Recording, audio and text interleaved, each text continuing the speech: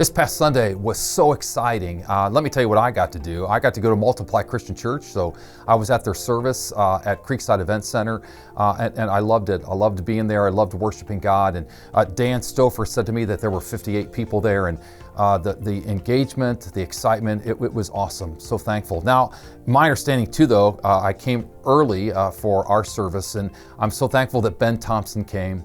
I'm glad that Ben came and talked about what it means, the incarnation. I mean, created a whole new word, excarnation, but incarnation, just having skin in the game. That is vital for what the church is about. And it was an exciting day. And plus, this is interesting, since COVID began a year ago, so this past week in the first service, we had 121 people.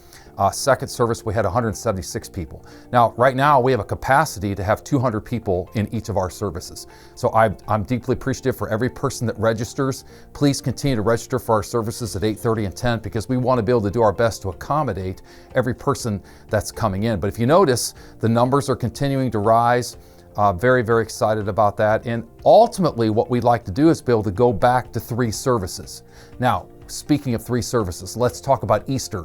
Easter is April 4th. We will have 3 services, 8:30, 10 o'clock, and 11:30. We would love to, by chance, and so that you know, the Global Cafe is going to reopen on Easter, which I'm very excited about everything that happens with that. But we would love to I'd love to be able to do 3 services. For us to do 8:30, 10, and 11:30, but we're just not able to pull that off right now. And the main reason is that we need people to serve.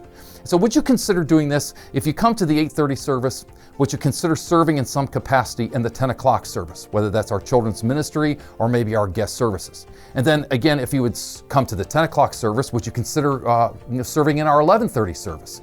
Because that's the only way for us to be able to do these 3 services, is to have multiple people serving at different capacities, opportunities within our ministry. So if you'd consider doing that, that'd help us to be able to eventually go to 3 services, 8:30, 10 o'clock, and 11:30.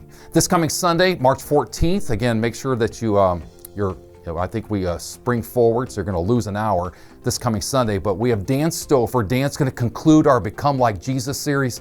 I think the series has been very helpful. We've looked at our 7 cultural values, and Dan's going to talk this Sunday about Your Story Matters.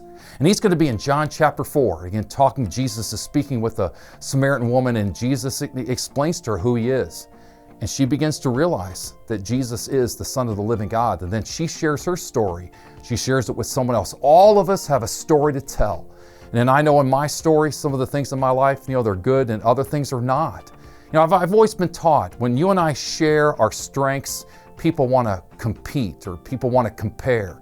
But when we share our weaknesses, well, everyone can relate. Please share your story with people in your life, in your family.